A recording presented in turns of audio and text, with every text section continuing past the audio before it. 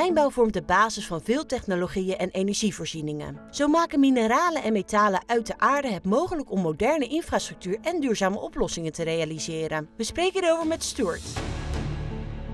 Mining is critical. Everything that we consume is either grown or is mined. Take for example your phone that's there on the desk. So there's 20 different minerals or metals in the phone. Extensive metals and minerals in the camera that you're using. So everything around us is dependent on mining. And if I think about renewables and the drive towards renewable energy, again, minerals and mining is critical and fundamental to that.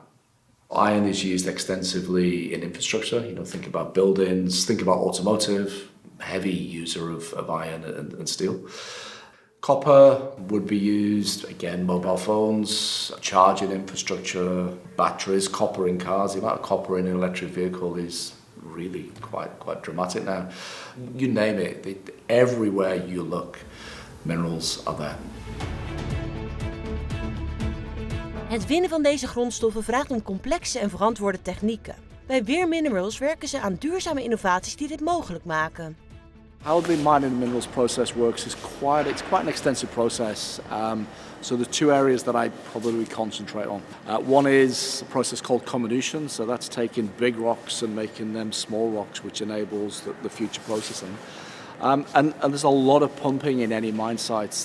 That's used to move the ore around the facility, to move it out to waste, and also to move it out to port so it can be shipped to where it's needed. Mining uses a lot of water, uses a lot of power.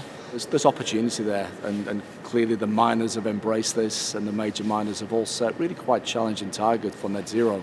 And if mining is going to be an integral part of helping the world get to a better place with renewables and supporting that infrastructure growth, then mining needs to lean in and make mining better as well.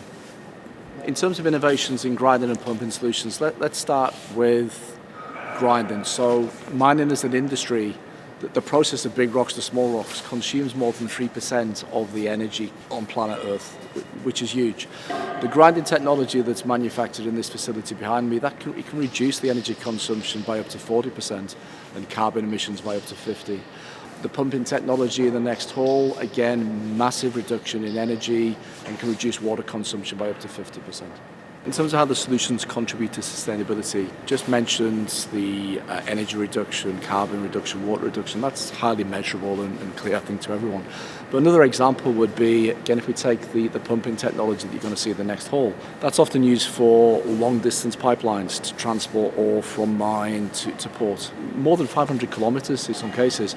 And that's a really positive alternative to railway lines or truck haulage, which causes enormous social upheaval.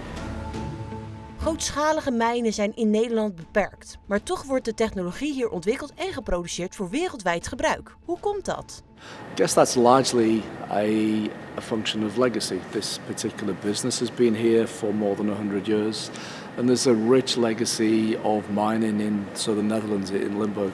I'm fortunate that I've got a team of 400 highly skilled individuals here in Venlo.